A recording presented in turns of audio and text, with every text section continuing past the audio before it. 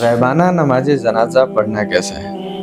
یہ جو جنازہ کا معاملہ ہے، چونکہ حبشہ میں نجاشی کا جنازہ پڑھا نہیں گیا تھا، اسی لیے نبی صلی اللہ علیہ وسلم نے یہاں پر جنازہ صحابہ کرام کے ساتھ پڑھا، جبکہ اس کی بھی کوئی حقیقت نہیں ہے۔ ابن حجر رحمۃ اللہ علیہ فرماتے ہیں کہ لم اقف فی شیء من الاخبار انہ لم یصلی علیہ فی بلد احد، یہ کہنا کہ حبشہ میں نجاشی کا جنازہ نہیں پڑھا گیا تھا اسی لیے محمد صلی اللہ علیہ وسلم نے پڑھا ہے، اس تعلق سے کوئی خبر نہیں۔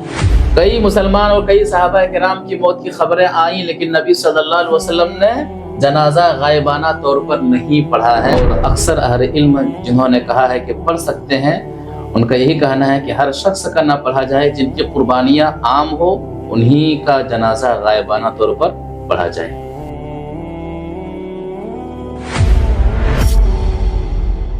مظفر پور سے ایک بھائی ہیں، انہوں نے اپنا نام ذکر نہیں کیا، وہ کہتے ہیں کہ غیبانہ نماز جنازہ پڑھنا کیسا ہے؟ اہل علم میں اختلاف ہے، اور اچھا خاصا اختلاف ہے اس معاملے میں۔ ایک حدیث ہے بخاری شریف کے اندر، اسی کے فہم میں اختلاف ہے۔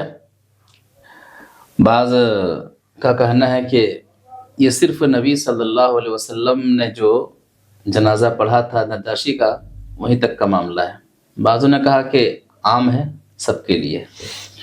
اب جو بخاری شریف میں حدیث ہے کہ ان رسول اللہ صلی اللہ علیہ وسلم نعن نجاشی فی الیوم الذی مات فیہ، کہ اسہمہ نجاشی کا انتقال جب حبشہ میں ہوتا ہے تو نبی صلی اللہ علیہ وسلم خبر دیتے ہیں، وخرج بہم الی المصلی، صحابہ کرام کو لے کر کے باہر جاتے ہیں، فصف بہم وکبر علی اربع تکبیرات، سب بندی کرتے ہیں اور 4 تکبیرات کے ساتھ نماز جنازہ ادا کرتے ہیں۔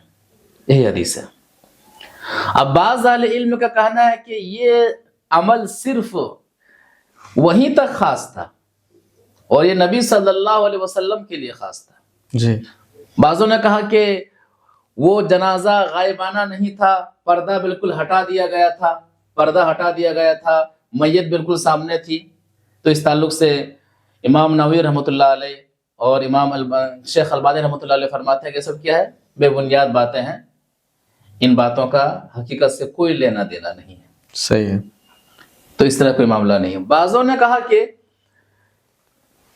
یہ جو جنازہ کا معاملہ ہے، چونکہ حبشہ میں نجاشی کا جنازہ پڑھا نہیں گیا تھا اسی لیے نبی صلی اللہ علیہ وسلم نے یہاں پر جنازہ صحابہ کرام کے ساتھ پڑھا، جبکہ اس کی بھی کوئی حقیقت نہیں ہے۔ ابن حجر رحمۃ اللہ علیہ فرماتے ہیں کہ لم اقف فی شیء من الاخبار انہ لم یصلی علیہ فی بلد احد، یہ کہنا کہ حبشہ میں نجاشی کا جنازہ نہیں پڑھا گیا تھا اسی لیے محمد صلی اللہ علیہ وسلم نے پڑھا ہے، اس تعلق سے کوئی خبر نہیں ہے، کوئی معاملہ نہیں ہے کہ شہر میں وہاں پر لوگ موجود تھے، شہر میں جنازہ نہیں پڑھا گیا تھا اسی لیے نبی صلی اللہ علیہ وسلم نے یہاں پر جنازہ پڑھا ہے۔ تو نہ ہی نبی صلی اللہ علیہ نہ ہی نجاشی کے ساتھ یہ جنازہ خاص ہے، اور نہ ہی مسئلہ ایسا ہے کہ وہاں پر جنازہ نہیں پڑھا گیا تھا اس لیے یہاں پر پڑھا گیا ہے، اس کی بھی کوئی دلیل نہیں، اس کا بھی کوئی ثبوت نہیں ہے۔ لیکن معاملہ یہ ہے کہ ہر شخص کا جنازہ غائبانہ طور پر پڑھنا یہ بھی درست نہیں ہے۔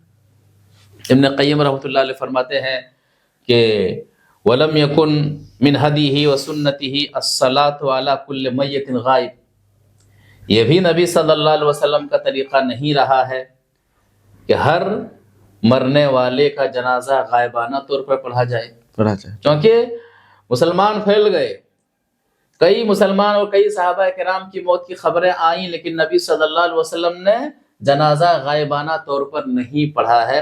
اسی لیے اہل علم نے کہا ہے کہ ایسا شخص جو دنیا چھوڑ کر کے چلا جائے، مر جائے، وفات پا جائے، اور اسلام کے خدمات اسلامی کے اعتبار سے ان کی قربانیاں ہوں، لوگ جان رہے ہوں، کسی بھی اعتبار سے، سیاسی اعتبار سے، سماجی کے اعتبار سے اثر و رسوخ رکھنے والا شخص تھا، جن کی وجہ سے اسلام کو فائدہ ہوا ہے، دین کو فائدہ ہوا ہے، مسلم معاشرے کو فائدہ ہوا ہے، مرنے والا اہم شخص ہے، اور وہ شخص مر گیا تو غائبانہ نماز جنازہ پڑھنے میں کوئی حرج کی بات نہیں ہے۔